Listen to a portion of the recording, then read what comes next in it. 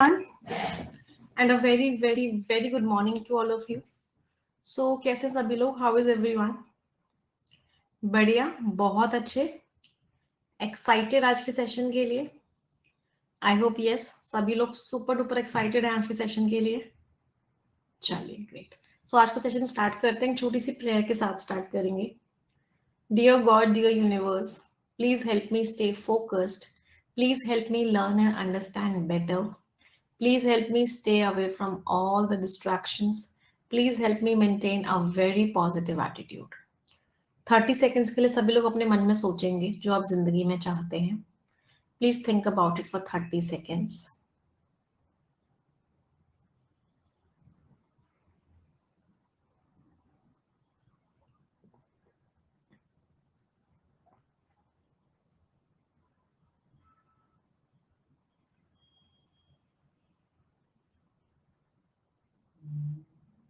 Repeat this line with me. Dear God, dear universe, please help each and every one of us get what we want in life.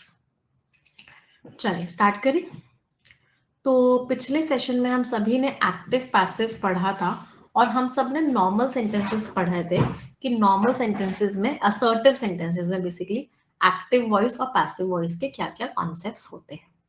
आज के session की शुरुआत हम करने जा रहे हैं इंटेरोगेटिव सेंटेंसेस. इंटेरोगेटिव सेंटेंसेस क्या होते हैं? सबसे पहले तो इंटेरोगेटिव सेंटेंसेस होते हैं. एक सेकंड, लाइट ना फ्लिकर कर रही है, मुझे 1 मिनट दो.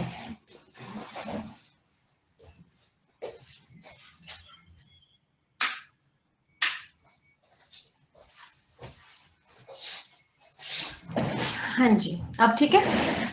अभी भी फ्लिकर कर रही है. आई थिंक कुछ कैमरा में ही प्रॉब्लम है क्योंकि लाइट तो एकदम ठीक है. चलो कोई बात नहीं, आज फ्लिकर वाले से पढ़ेंगे.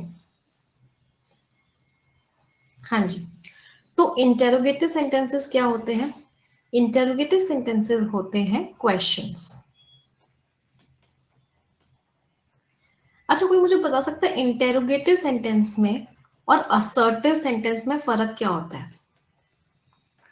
तो इंटेरोगेटिव सेंटेंस में और असर्टिव सेंटेंसेस में 2 फर्क होते हैं. पहला फर्क होता है पंक्चुएशन मार्क का. इसमें अगर आप पंक्चुएशन मार्क देखोगे तो क्वेश्चन मार्क आएगा. इसमें अगर आप पंक्चुएशन मार्क देखोगे तो फुल स्टॉप आएगा. दूसरा फर्क ये होता है इंटेरोगेटिव सेंटेंसेस में कि जो आपकी हेल्पिंग वर्ब होती है वो किससे पहले आती है? सब्जेक्ट से पहले आती है. For example, am I teaching English. क्या मैं इंग्लिश पढ़ा रही हूं? तो ध्यान से अगर देखोगे तो ये जो एम है ये हेल्पिंग वर्ब है, ये जो आई है ये सब्जेक्ट है. जबकि असर्टिव सेंटेंसेस में क्या होता है, आपका जो सब्जेक्ट होता है वो आपके हेल्पिंग वर्ब से पहले आता है. मतलब आई एम टीचिंग इंग्लिश, मैं इंग्लिश पढ़ा रही हूं. तो ये आपका सब्जेक्ट है और ये आपकी हेल्पिंग वर्ब है. क्या डिफरेंस क्लियर है सभी को? इसका एक एक्सेप्शन होता है जब इन्वर्जन ऑफ सेंटेंस होता है, उसको हम एडवर्ब में पढ़ेंगे. उस केस में क्या होता है, असर्टिव सेंटेंस में भी हेल्पिंग वर्ब सब्जेक्ट से पहले आ जाती है, लेकिन वो इन्वर्जन है, एडवर्ब्स का पार्ट है, वो हम तब पढ़ेंगे. क्या ये बात सभी को क्लियर है? एवरीवन. चलो दूसरी चीज, पहला कॉन्सेप्ट, अगर एक्टिव वॉइस एक क्वेश्चन है, अगर एक्टिव वॉइस एक क्वेश्चन है तो हमेशा याद रखना जो पैसिव वॉइस होगा वो भी क्या होगा? वो भी क्वेश्चन ही होगा. आप उसको चेंज नहीं कर सकते. ऐसा नहीं कर सकते कि एक्टिव वॉइस क्वेश्चन है, पैसिव वॉइस को आंसर बना दो. तो ऐसा एक क्वेश्चन आया था एग्जामिनेशन में और मैक्सिमम बच्चों का क्वेश्चन गलत हुआ होता है ये वाला. बहुत सारे बच्चों को डाउट था. मैंने एक सेंटेंस लिखा, हु हैज डन इट. इसका आपको पैसिव वॉइस बताना है. मैंने लिखा bye whom it has been done.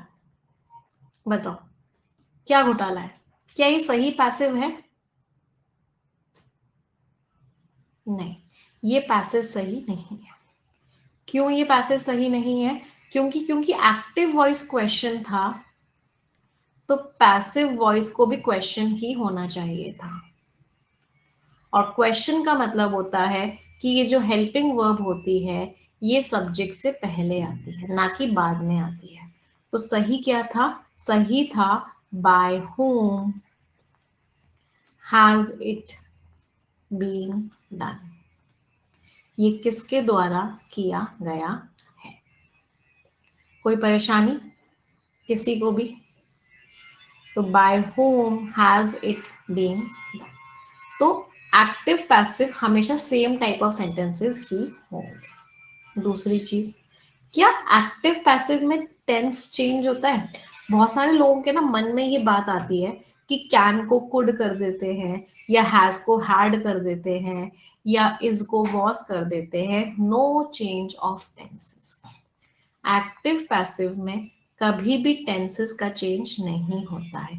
जो टेंस एक्टिव में होगा वही टेंस पैसिव में होगा। अभी जब मैं आपको नरेशन पढ़ाऊंगी तब बताऊंगी टेंस चेंज होता है, बट एक्टिव पैसिव में कोई भी टेंस चेंज नहीं होता है। कोई परेशानी? चलो आगे बढ़ते हैं। मैम 50 आवर फाउंडेशन कोर्स वापस आ गया क्या? कुछ कुछ वीडियोस आई हैं। हम एक्चुअली कर क्या रहे हैं, बहुत मेहनत वाला काम है इसलिए धीरे धीरे हो रहा है। पूरी वीडियो चेक कर रहे हैं, जहां जहां पे लोगो है, जहां जहां पे नाम है, उस वाले पोर्शन को कट कर रहे हैं। फिर उसके बाद पूरी वीडियो एडिट हो रही है, फिर वो अपलोड हो रही है, मतलब फिर वो पब्लिक हो रही है। तो इस तरीके से प्रोसेस चल रहा है। तो धीरे धीरे करके थोड़ी थोड़ी वीडियोस आपको दिखना स्टार्ट हो गई है। चलो आ जाते हैं।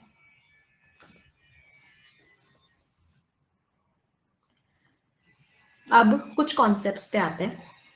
अगर मैं आपसे कहूं कि इंटेरोगेटिव सेंटेंस में कोई कॉन्सेप्ट रटने की जरूरत ही नहीं है, कॉन्सेप्ट बिल्कुल सेम है, कोई इतना सा भी फर्क नहीं है, कुछ भी रटने की कोशिश नहीं करनी है। मैंने आपको एक एक्टिव वॉइस दिया, आप मुझे उसका पैसिव बताओ, and I am pretty sure कि आप आसानी से बता दोगे। मैंने एक सेंटेंस लिया, डज ही पेंट इट, क्या वो उसको पेंट करता है? आप ही लोग मुझे बताओगे इसका पैसिव क्या होगा। टेंस कौन सा है? टेंस है सिंपल प्रेजेंट। पिछली क्लास अगर देखी थी तो सिंपल प्रेजेंट में पैसिव वॉइस में क्या यूज होता है? सिंपल प्रेजेंट में पैसिव वॉइस में यूज होता है इज, एम, आर और वर्ब की थर्ड फॉर्म। चलो बनाते हैं। इज सबसे पहले हेल्पिंग वर्ब, फिर सब्जेक्ट इट, फिर वर्ब की थर्ड फॉर्म पेंटेड, और फिर बाकी का बचा हुआ sentence is it painted by him. कोई परेशानी किसी को भी किसी प्रकार की? इजी है, वही वाले रूल्स हैं सेम टू सेम जो हमने पिछली क्लास में पढ़े थे। बस छोटा सा चेंज क्या है, छोटा सा चेंज जो आपको मद्देनजर रखना है वो ये है कि आपका जो हेल्पिंग वर्ब है वो आपके सब्जेक्ट से क्या होनी चाहिए, आपकी हेल्पिंग वर्ब आपके सब्जेक्ट से पहले आनी चाहिए। बस इस चीज को आपको मेक श्योर करना है। चलो मैंने एक और सेंटेंस लिखा, मुझे इसका पैसिव बताना। Do you like chocolates? क्या तुम्हें चॉकलेट्स पसंद है? कोशिश करते जाओ। Is he doing it?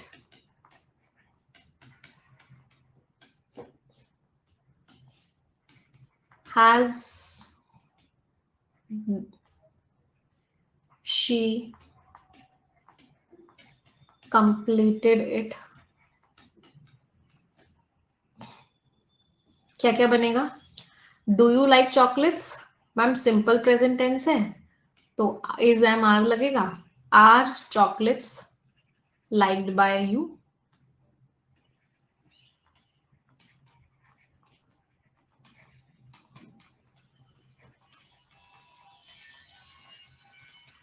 Is he doing it, ma'am present continuous tense है तो प्रेजेंट कॉन्टिन्यूअस टेंस में पैसिव वॉइस में is, am, are plus being और वर्ब की थर्ड फॉर्म लगती है। तो यहाँ पे क्या आएगा? Is it being done by him। ये मैम प्रेजेंट परफेक्ट टेंस है, तो प्रेजेंट परफेक्ट में हैज और हैव के साथ बीन लगता है और वर्ब की थर्ड फॉर्म लगती है। तो has it been completed by. समझ आया सभी को? कोई भी प्रॉब्लम हो तो please ask, if you have any doubts any problems please ask, क्योंकि अभी जब क्वेश्चंस करेंगे ये सारे कॉन्सेप्ट्स बहुत ज्यादा यूज होने वाले हैं। नहीं है तो ये हमने अभी किसके पढ़े? प्रेजेंट के पढ़े। ये कौन सा टेंस था? ये आपका सिंपल प्रेजेंट टेंस था। ये कौन सा टेंस था? प्रेजेंट कॉन्टिन्यूअस टेंस था। ये कौन सा था? प्रेजेंट परफेक्ट टेंस था। और प्रेजेंट परफेक्ट कॉन्टिन्यूअस का तो पैसिव होता ही नहीं है। चलो अब पास्ट करते हैं। आप ही लोग मुझे बताना। मैंने लिखा did he submitted the assignment.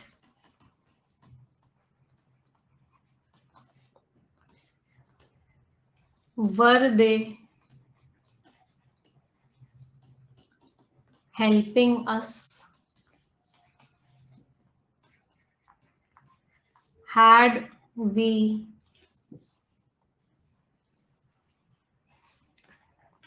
written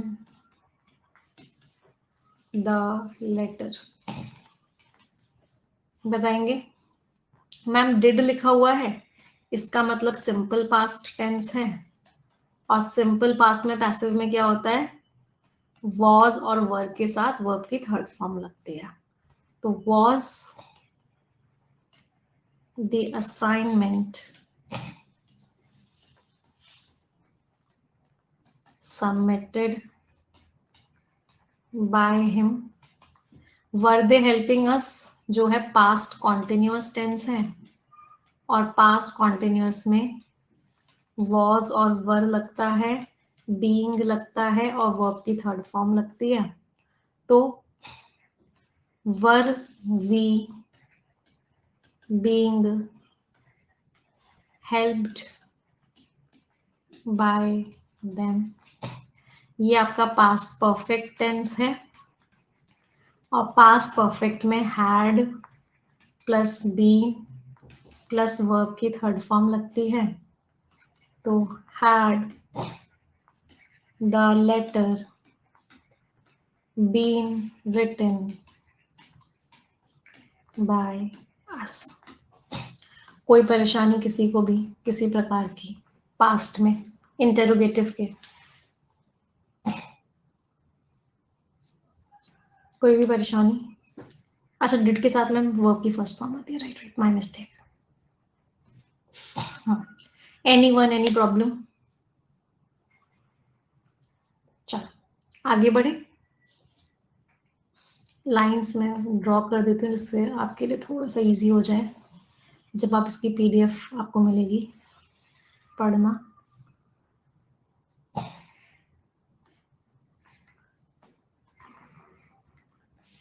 ठीक है, आगे बढ़ते हैं, फ्यूचर पे आते हैं। फ्यूचर के सिर्फ दो में ही पैसिव होता है। पहला will Ramesh do it,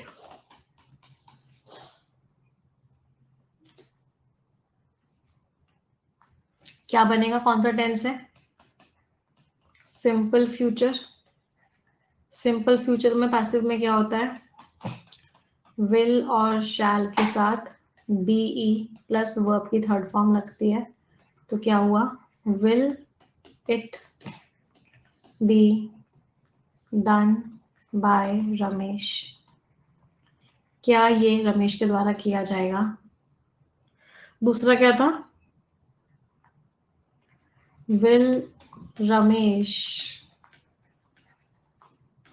have done it, ये क्या है? फ्यूचर परफेक्ट फ्यूचर परफेक्ट में क्या लगता है? विल और shall plus have plus been plus verb की थर्ड फॉर्म, तो क्या हो जाएगा? Will it have been done by Ramesh. क्या रमेश के द्वारा ये काम किया जाएगा? तो ये सारा का सारा आपका इंटेरोगेटिव सेंटेंसेस का एक्टिव पैसिव वॉइस था।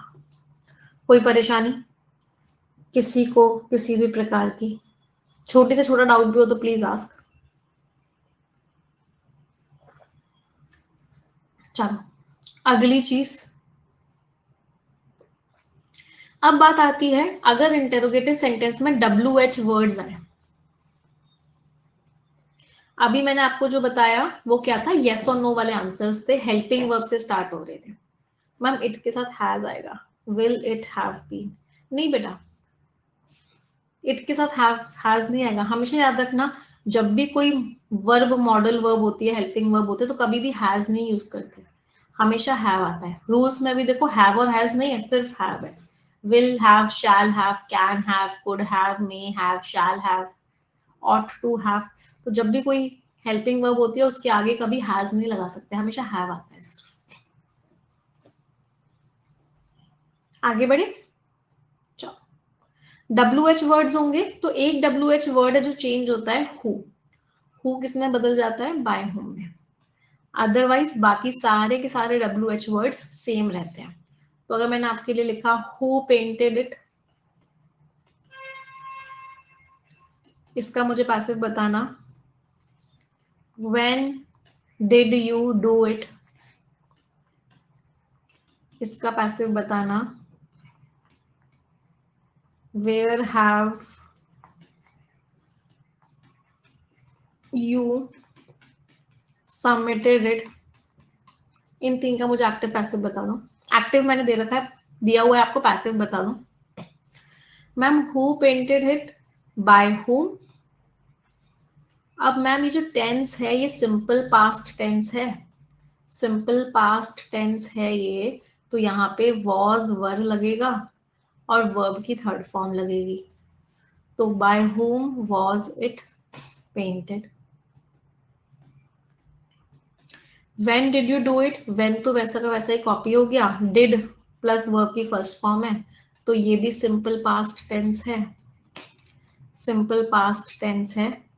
तो वॉज और वर्ब के साथ फिर से वर्ब की थर्ड फॉर्म लगेगी। तो when was it done by you, ये तुम्हारे द्वारा कब किया गया। Where have you submitted it, तो इसका मतलब ये जो टेंस है ये प्रेजेंट परफेक्ट टेंस है, इसमें क्या लग रहा है? तो पैसिव में क्या लगेगा? हैज और हैव के साथ बीन और वर्ब की थर्ड फॉर्म। तो where has it been submitted by you, तुम्हारे द्वारा ये कहाँ सबमिट किया गया है। कोई परेशानी इंटेरोगेटिव के एक्टिव पैसिव में? इजी है, कॉन्सेप्ट समझ लिया तो बहुत इजी है, अगर रटना ना पड़े तो बहुत इजी है। चलो अब आते हैं अगले पैटर्न पे। मैम आपकी पुरानी क्लासेस 2 से 2.5 मिनट ही चल रही है, ऐसा हो रहा है क्या? आप लोग नहीं देख पा रहे पुरानी क्लासेस को या देख पा रहे हो?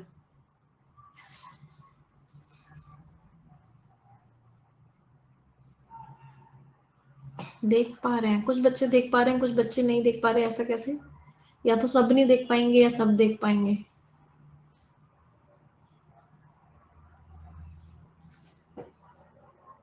ऑल ओके है, नहीं चल रही है। डाउनलोडेड क्लासेस नहीं है, राइट। डाउनलोड वाला ऑप्शन भी बहुत जल्दी आ जाएगा, डाउनलोडेड क्लासेस आप देख पाओगे, बट नॉर्मली तो आप देख ही पा रहे होगे। चलो एक बार मैं फिर से टीम को बोल दूंगी। हाँ, ये व्हाइट स्क्रीन वाली जो प्रॉब्लम है कुछ बच्चों की, उसमें टीम ने मुझे बोला कि मैम जिनके पास एंड्रॉइड 9.0 से नीचे है उनको ये प्रॉब्लम है, तो या तो उनको अपग्रेड करना होगा या फिर उनको अपडेट करना होगा, तो चल जाएगा। चलिए आगे बढ़े, लेट्स मूव अहेड। पीडीएफ आपको मिल जाता है क्लास को, जब आप ओपन करते हो दोबारा तो सेटिंग्स में जाके आपको पीडीएफ का पूरा ऑप्शन आता है।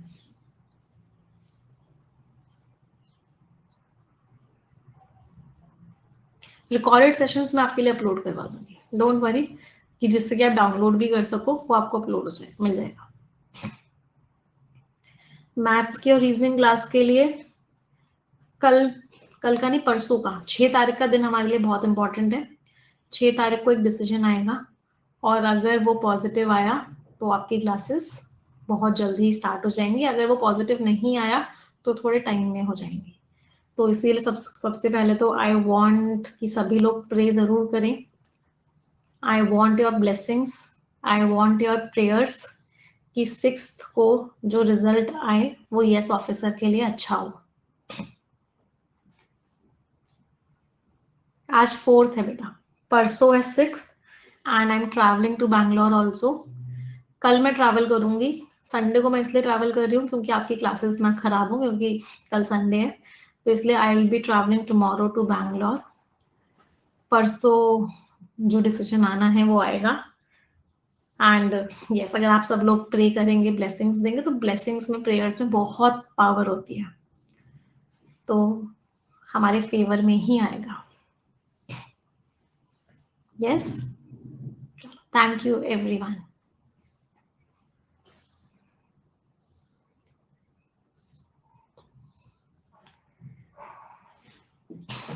चलिए आ जाते हैं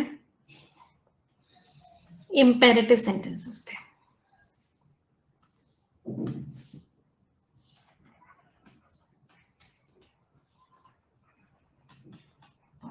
कोई मुझे बता सकता है 4 तरह के इंपेरेटिव सेंटेंसेस होते हैं, कौन कौन से होते हैं वो 4 तरह के imperative sentences?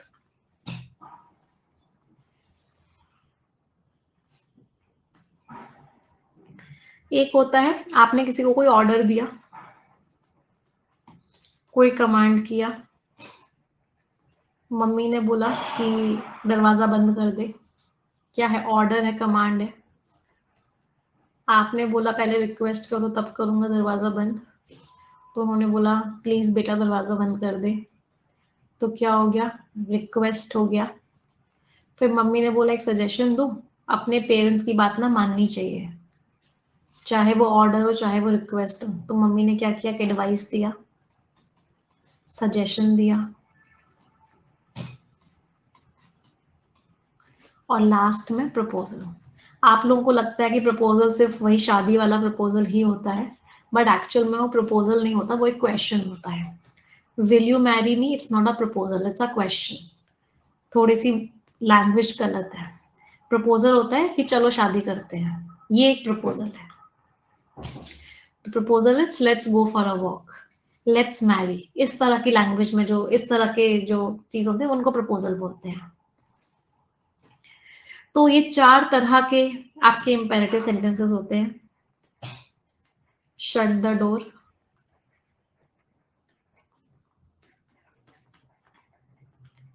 Please shut the door,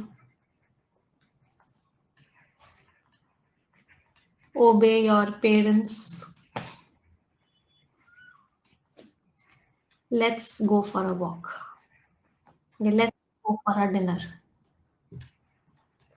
कोई परेशानी किसी को चारों तरह के इंपेरेटिव सेंटेंसेस में? अच्छा, इंपेरेटिव सेंटेंसेस की ना एक खास बात होती है।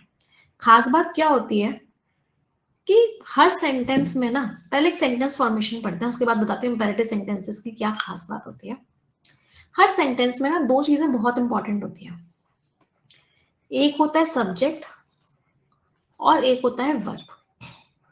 जब ग्रामेरियंस इंग्लिश बना रहे थे, उन्होंने बोला तुम सेंटेंस में से कुछ भी गायब कर दो, लेकिन भूल कर भी इन दोनों को गायब मत करना।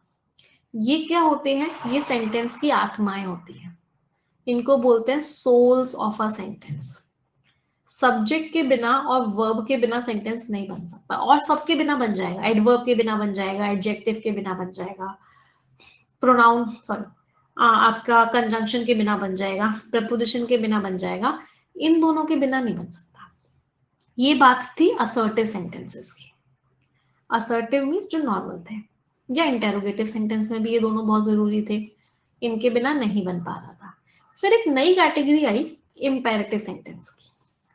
इंपेरेटिव सेंटेंस में क्या हुआ, उन्होंने बोला सब्जेक्ट को भी छोड़ो, सिर्फ वर्ब को इंपॉर्टेंट बना दो।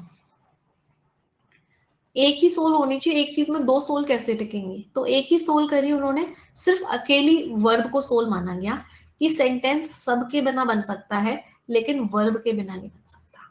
तो इंपेरेटिव सेंटेंस में कभी भी सब्जेक्ट नहीं होता है, इंपेरेटिव सेंटेंस में सब्जेक्ट नहीं होता है।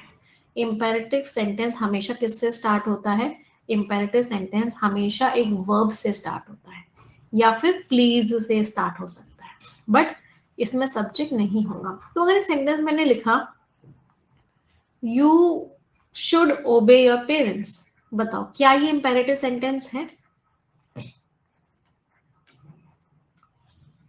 यू शुड ओबे योर पेरेंट्स, ये इंपेरेटिव नहीं है। हालांकि एक सजेशन है ये कि आपको अपने पेरेंट्स की आज्ञा माननी चाहिए, बट ये इंपेरेटिव इसलिए नहीं है क्योंकि इसमें सब्जेक्ट है, सब्जेक्ट है और वर्ब है। तो जब सब्जेक्ट और वर्ब होता है और सब्जेक्ट पहले आता है उसको हम असर्टिव सेंटेंस बोलते हैं। तो ये क्या है, ये असर्टिव सेंटेंस। तो इसका इंपेरेटिव सेंटेंस क्या होगा, इसका इंपेरेटिव सेंटेंस होगा डायरेक्टली ओबे योर पेरेंट्स, कि आपको अपने पेरेंट्स की आज्ञा माननी है। कोई परेशानी किसी को किसी भी प्रकार की? समझ आया सभी को? चलो अब बात करते हैं एक्टिव से पैसिव कैसे बनाएंगे। ओबे योर पेरेंट्स, दो तरीके होते हैं। पहला तरीका क्या है एक्टिव से पैसिव बनाने का, सिंपल सा तरीका है, बड़ा प्यारा सा तरीका है। Let plus object plus be plus verb की थर्ड फॉर्म प्लस बाकी का बचा हुआ सेंटेंस जो आपको ऐड करना है। ये एक फॉर्मूला है, इस तरीके से आप एक्टिव से पैसिव बना सकते हो। तो ओबे योर पेरेंट्स का क्या बनेगा, let your parents be obeyed, तुम्हारे पेरेंट्स को ओबे किया जाना चाहिए। मैंने एक और सेंटेंस लिखा, गिव मी अ पेन, मुझे एक पेन दे दो। इसका पैसिव बताओ क्या बनेगा, give me a pen, let a pen be given, अब किसको, मुझे, तो बाकी का बचा हुआ सेंटेंस क्या है, to me, let a pen be given to me. ये इसका क्या बन गया, पैसिव बन गया। बड़ा इजी है तरीका number one, way number one is very easy. Let plus object plus be plus verb की थर्ड फॉर्म प्लस बाकी का बचा हुआ सेंटेंस। अब एक दूसरा तरीका भी बताया गया। अब इस वाले तरीके से ना सारे एक्टिव पैसिव नहीं हो रहे थे, कुछ रह रहे थे।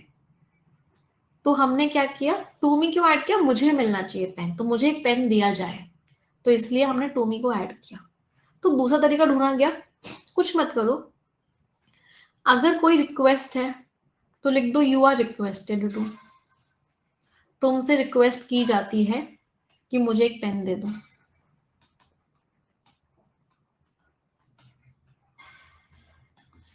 अगर ऑर्डर है तो तुम्हें आदेश दिया जाता है कि मुझे पेन दे दो।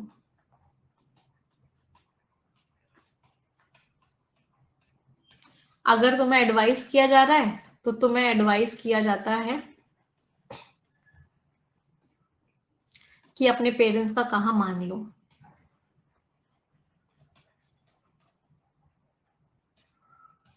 अगर कोई प्रपोजल है तो तुम्हें प्रपोजल दिया जाता है कि वॉक पे आ जाओ।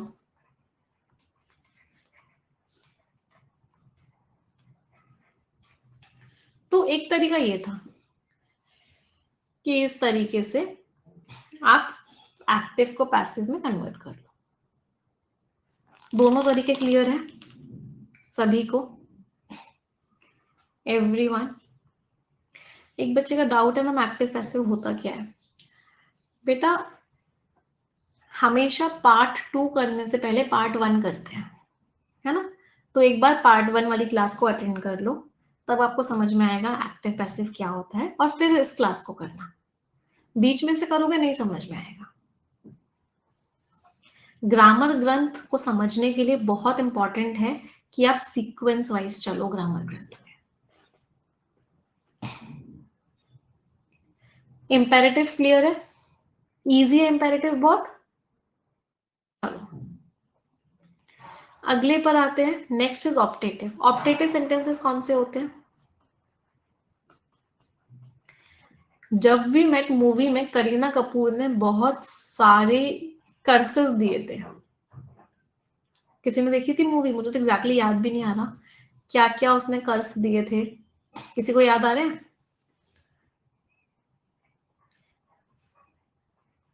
किसी को भी याद नहीं है? कीड़े पड़े तेरे मुंह में, चलो याद आ गए। तो वो क्या था? ऑप्टेटिव सेंटेंस था।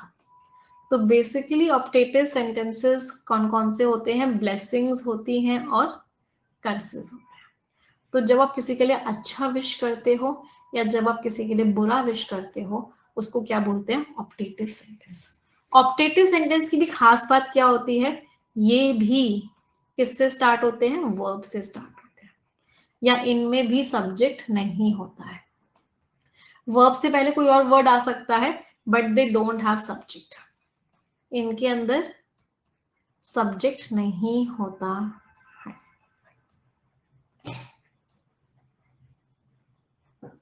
तो मैंने एक सेंटेंस लिखा, मे गॉड ब्लेस यू, भगवान तुम्हारा भला करे। इसका मुझे क्या करना है? इसका मुझे कन्वर्जन करना है, पैसिव बनाना है। तो क्या कॉन्सेप्ट है? May plus object plus be plus verb की थर्ड फॉर्म प्लस बाकी का बचा हुआ सेंटेंस। तो क्या हो जाएगा? May you be blessed. अब बाय गॉड लिखो ना लिखो आपकी मर्जी है। By God, may you be blessed by God, भगवान तुम्हारा भला करे। तो इसका ऑब्जेक्ट इसका सब्जेक्ट बन गया, इसका सब्जेक्ट इसका ऑब्जेक्ट बन गया, और हमने क्या लगाया? बीई और वर्ब की थर्ड फॉर्म ऐड कर दिया। एग्जाम में बेटा कभी दोनों ऑप्शंस में आएंगे। एग्जामिनर को आपको परेशान नहीं करना है, एग्जामिनर को ये चेक करना है आपको एक्टिव पैसिव आता है या नहीं आता है। तो एग्जामिनर कभी खुद से दोनों सही आंसर्स नहीं देगा, एग्जामिनर एक ही सही आंसर देगा। कोई परेशानी किसी को भी? अगले पर आते हैं। नेक्स्ट इज मॉडल वर्ब्स के एक्टिव पैसिव पढ़ते हैं।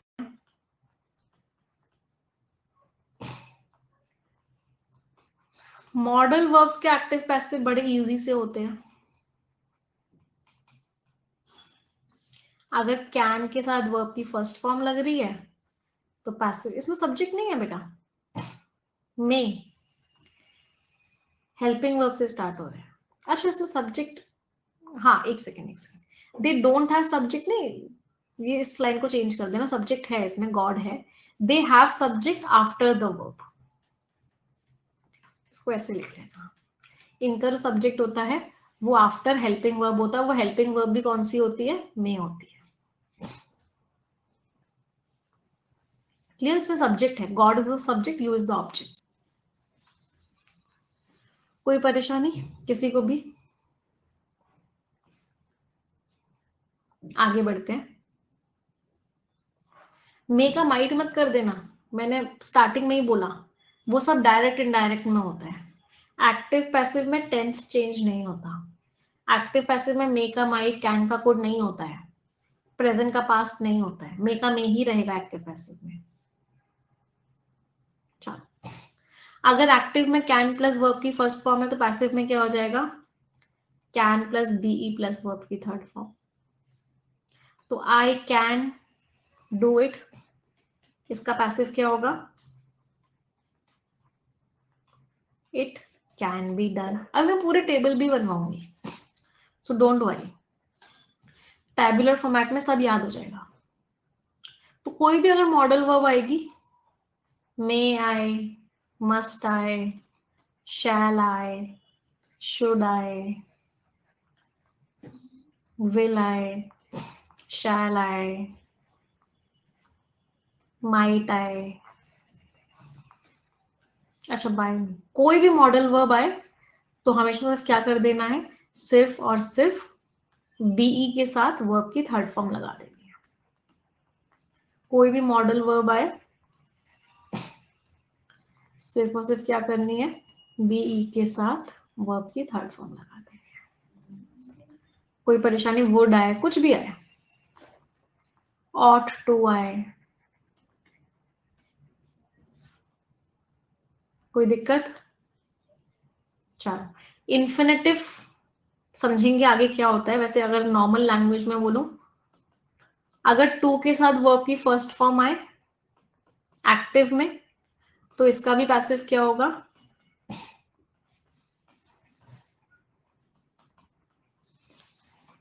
To plus be plus verb की थर्ड फॉर्म।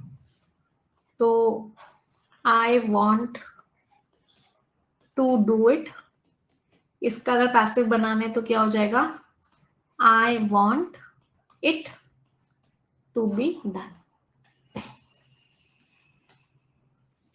तो अगर I want to do it लिखा हुआ है तो passive voice will be I want it to be done. तो टू डू का क्या बना, टू बी डन। क्या ये क्लियर है सभी को, एवरीवन। चलो, अब एक क्वेश्चन, एक कॉन्सेप्ट करते हैं। हो सकता है वहां पे कुछ बच्चों को डाउट हो, लेकिन अगर आपने टेंसेस पढ़ा है तो डाउट नहीं आना चाहिए। मैंने एक सेंटेंस लिखा, यू शैल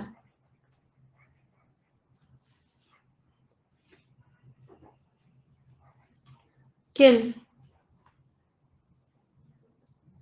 मी। सेंटेंस थोड़ा सा नेगेटिव हो गया, बट एक कॉन्सेप्ट समझाने के लिए बेस्ट सेंटेंस है।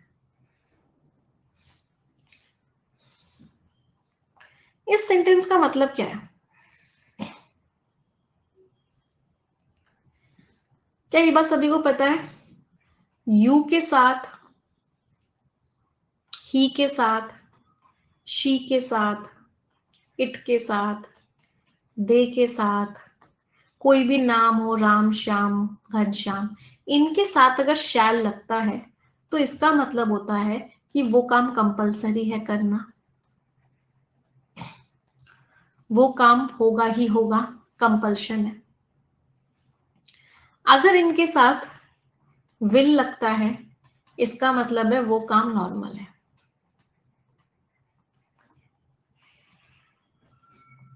आई के साथ, वी के साथ अगर शैल लगता है इसका मतलब क्या है, वो काम नॉर्मल है।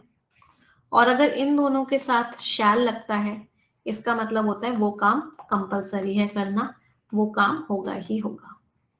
तो अब अगर मैं आपसे पूछूं यू शैल किल मी का passive voice I shall be killed by you होगा या आई will B killed by you होगा, तो आप मुझे क्या बताओगे, कौन सा वाला सही आंसर है।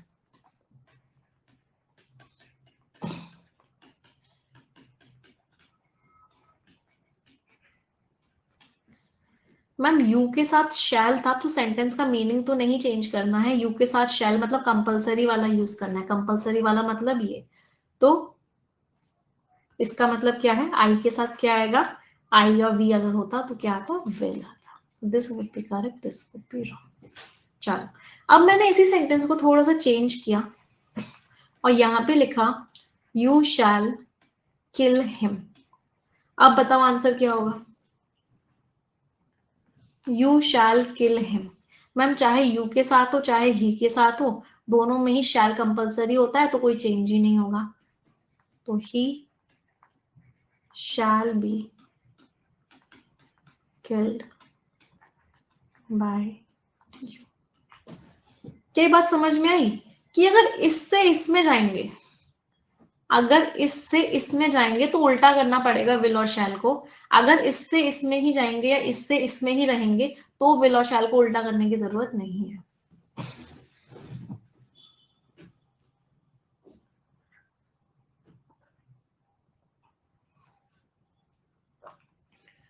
अगर इस वाली कैटेगरी से इस वाली कैटेगरी में जाएंगे तो उल्टा होता है, नहीं तो नहीं होता, नहीं तो सेम रहता है। मतलब अगर कैटेगरी चेंज होता है, यू और मी, यू इस कैटेगरी में था, आई इस कैटेगरी में था, कैटेगरी चेंज हो रहा है तो शाल को विल करना पड़ेगा। अगर कैटेगरी ही सेम है, यू और ही में ही कन्वर्जन हो रहा है, तो चेंज करने की जरूरत नहीं है। एक और एग्जांपल समझते हैं। He shall be punished by Ram. इसका मुझे पैसिव बताओगे आप लोग। I shall be punished by Ram. चलो दोनों का पैसे बताओ, किसमें चेंज होगा किसमें नहीं होगा। ही और राम सेम कैटेगरी के हैं, ये भी थर्ड पर्सन है, ये भी थर्ड पर्सन है, तो चेंज नहीं होगा। तो इसका क्या आएगा, राम शैल पनिश हिम। ये आई फर्स्ट पर्सन है, ये राम थर्ड पर्सन है, कैटेगरी चेंज हो रही है, आई इस कैटेगरी में आता है, राम इस कैटेगरी में आता है, कैटेगरी चेंज हो रही है तो उल्टा हो जाएगा, राम विल पनिश। क्या आप समझ आए, ये पैसिव है, पैसिव से एक्टिव में चेंज कर रहा है। Is this concept clear to everyone?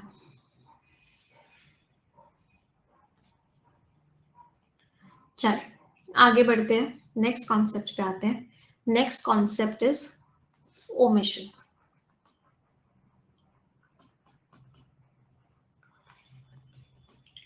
Omission का मतलब क्या होता है, कोई मुझे बता सकता है? ओमिशन का मतलब होता है किसी चीज को छोड़ देना, हाँ, कोई चीज को हटा देना। मैंने एक सेंटेंस लिखा, माई बैग। मैं अपने को लेकर नेगेटिव सेंटेंसेस क्यों लिख रही हूँ आज, किसी और का बैग खरीद देते हैं भाई। His bag is stolen. चलो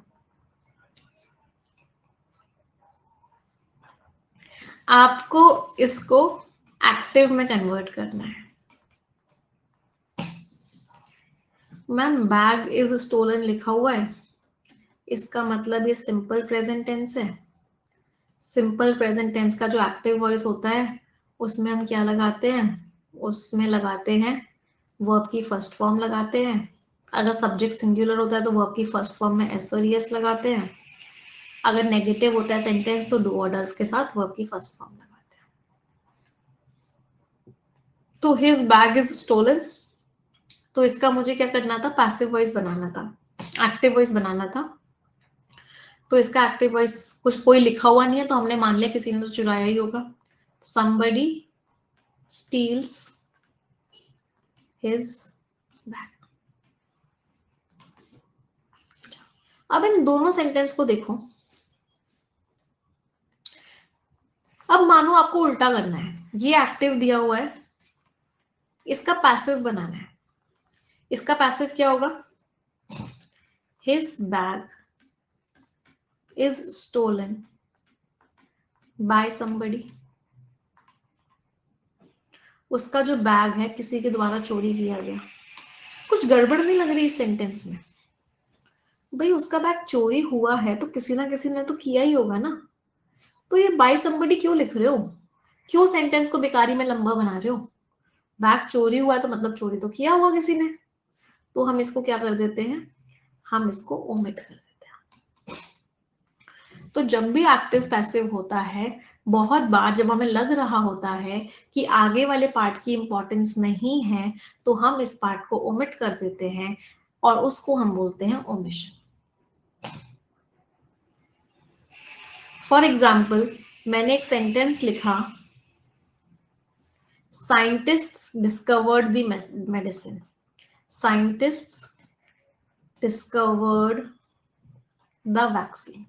साइंटिस्ट ने वैक्सीन को डिस्कवर किया। तो इसका हमने जब पैसिव बनाया, द वैक्सीन वॉज डिस्कवर्ड, अब बाय साइंटिस्ट लिखने की जरूरत नहीं थी, क्योंकि क्लियर सी बात है भाई, साइंटिस्ट ही बना रहे हैं वैक्सीन, तो वैक्सीन तो साइंटिस्ट ही बनाएंगे। तो बाय साइंटिस्ट को हमने क्या किया, बाय साइंटिस्ट को हमने ओमिट कर दिया।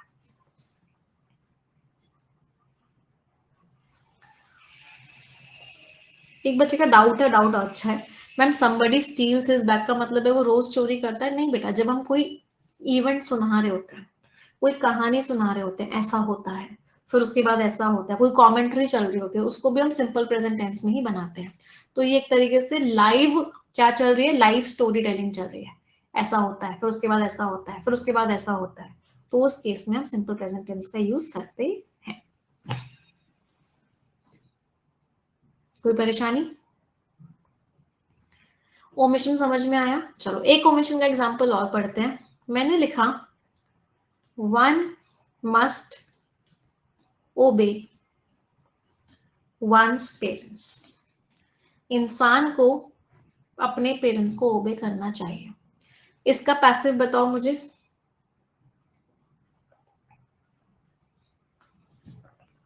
अब अगर इसको पूरा लिखोगे तो one's parents must be obeyed by one. अजीब सा लग रहा है, एक्स्ट्रा एक्स्ट्रा लगा, भाई पेरेंट्स को ओबे करना चाहिए। अब पेरेंट्स की बात कर रहे हो तो बच्चों के लिए यूज हो रही होगी, तो दोनों जगह से आप इसको हटा सकते हो। तो इसका क्या बन गया, parents must be obeyed. Parents को क्या करना चाहिए, पेरेंट्स को ओबे करना चाहिए। क्लियर? सभी को ओमिशन क्लियर है? लास्ट टॉपिक पे आते हैं एक्टिव पैसिव के, and the last topic is prepositional pairs.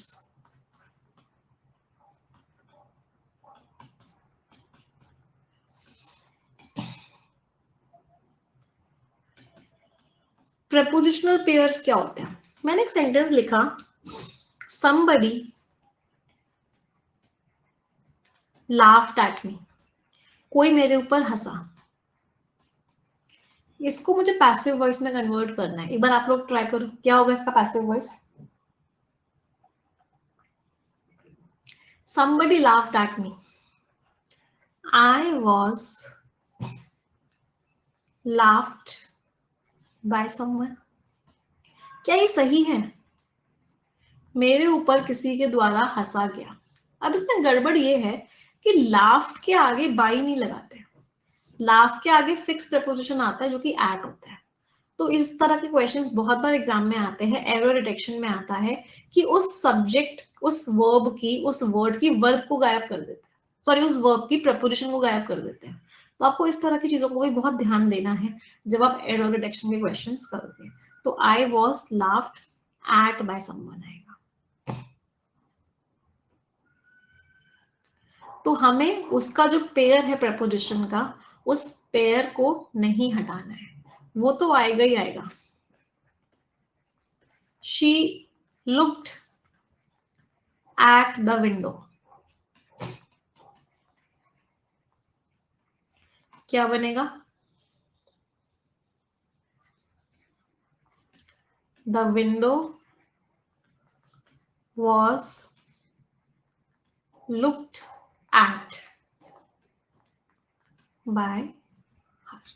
इस एट को आप गायब नहीं कर सकते। बहुत सारे बच्चों के मन में आता है मैम एट और बाय सामने साथ में कैसे यूज हो गया, अलग अलग कॉन्सेप्ट्स बना लेते हो आप लोग कि दो प्रेपोजिशन साथ में नहीं आ सकते, दो कंजंक्शन साथ में नहीं आ सकते, ऐसा कोई भी कॉन्सेप्ट नहीं होता है।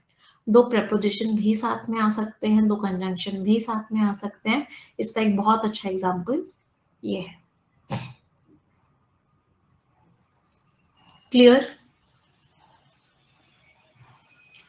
तो यहाँ पे आपकी एक्टिव और पैसिव वॉइस खत्म होता है। अब जो जो हमने पढ़ा है उसकी एक टेबल बनाते हैं। जो जो हमने पढ़ा है उसकी एक टेबल बनाते हैं। टेबल बनाएंगे तो सारी चीजें ऑटोमेटिकली खुद से याद हो जाएंगी। तो हमने बेसिकली एक्टिव पैसिव में क्या क्या पढ़ा है।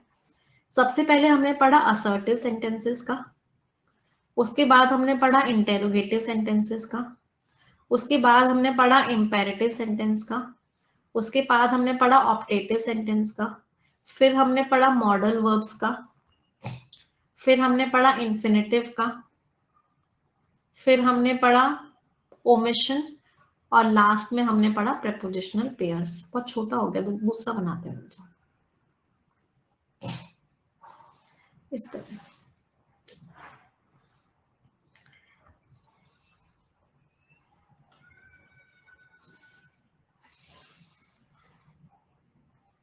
ऐसे बनाते हैं।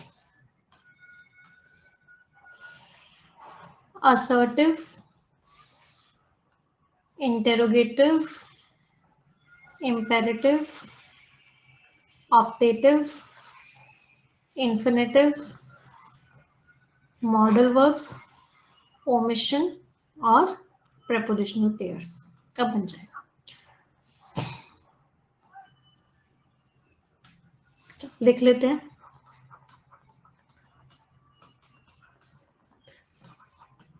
जो जो इंपॉर्टेंट पॉइंट्स पढ़े थे वो सारे इसमें नोट डाउन करने हैं, जिससे कि जब एग्जाम में जाए सिर्फ इस टेबल को रिवाइज करें और पूरा अपने आप रिवाइज हो जाए।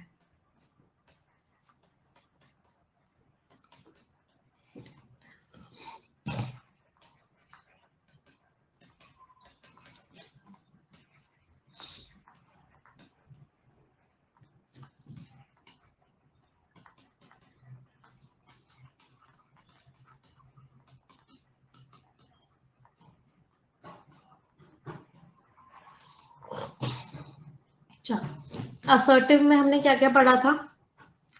वर्ब की थर्ड फॉर्म हमेशा आएगी, वो तो पूरे पैसिव में ही होता है कि चाहे कुछ भी हो जाए वर्ब की थर्ड फॉर्म तो आएगी ही आएगी। इसमें वर्ब की थर्ड फॉर्म इसमें भी आती ही है। असर्टिव में अगर प्रेजेंट होता है तो इज, एम, आर, हैज और हैव। अगर पास्ट होता है वॉज, वर और हैड। अगर फ्यूचर होता है विल और शैल। अगर कॉन्टिन्यूअस होता है तो बीइंग। अगर परफेक्ट टेंस होता है तो बीन, और अगर सिंपल फ्यूचर होता है तो बी। यही कॉन्सेप्ट्स थे सारे, इसी में समराइज हो गए सारे कॉन्सेप्ट्स। इंटेरोगेटिव में जो हमने कॉन्सेप्ट पढ़ा था इंपॉर्टेंट वो ये था, ये मैं पैसिव के बता रही हूँ आपको कॉन्सेप्ट्स, है ना, ये सारे के सारे पैसिव वॉइस के, कि हेल्पिंग वर्ब पहले आती है और फिर उसके बाद सब्जेक्ट आता है। सिर्फ एक यही चीज है जो इंपॉर्टेंट है। इसके बाद एक इंपॉर्टेंट चीज ये थी, हु की जगह बाय होम आता है। बाकी सारी चीजें सेम थी असर्टिव की तरह, कुछ भी नया नहीं था, सिर्फ दो इंपॉर्टेंट चीजें थी ये वाली।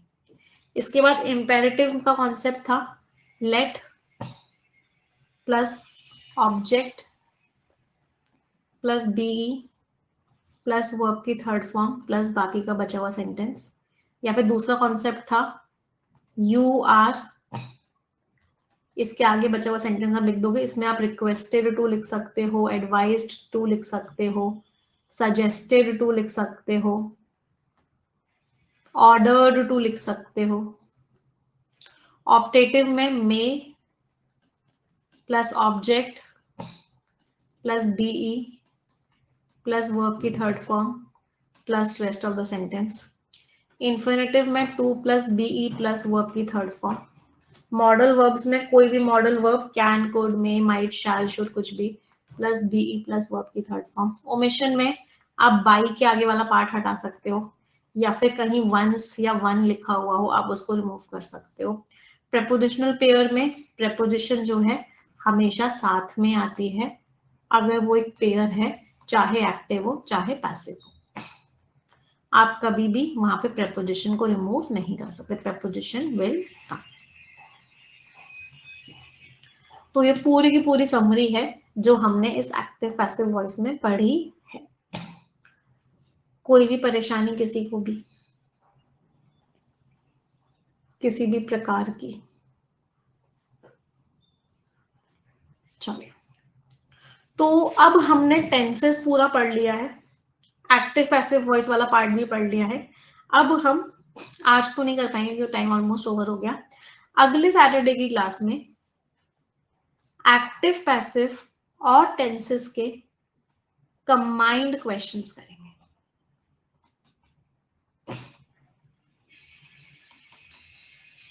तो जो मैंने आपको बोला था कि हमें सारे प्रीवियस ईयर क्वेश्चंस करने हैं, तो वो हम सारे के सारे करेंगे अगली क्लास में, सारे के सारे कंबाइंड क्वेश्चंस, ठीक है। और जो क्लास आपकी नेक्स्ट सैटरडे को 9 बजे होगी। मजा आ रहा है ग्रामर ग्रंथ में? जितने लोगों ने ग्रामर ग्रंथ की पुरानी वाली क्लासेस नहीं ली हुई है, बेटा मेक श्योर करो ले लो, क्योंकि अगली क्लास के लिए बहुत जरूरी है कि आपको पूरे टेंसेस की नॉलेज हो और पूरा वॉइस की नॉलेज हो। इन दोनों की नॉलेज बहुत अच्छे से होगी, तभी आपको नेक्स्ट वाली क्लास में आप क्वेश्चंस को करवाओगे। मेरा टारगेट रहेगा कि कम से कम हम 50 क्वेश्चंस तो करें ही करें अपनी नेक्स्ट क्लास में, जिसमें हर तरह के क्वेश्चंस आ जाए जो आपके इन दोनों टॉपिक से एग्जामिनेशन में आते हैं, ठीक है। चलिए, तो आज का सेशन यहीं एंड करते हैं। 3 सेंटेंसेस सभी लोग मिलके बोलेंगे, 1 2 3 and go. English is a very easy language. I am very good at English and I'll definitely get my dream job.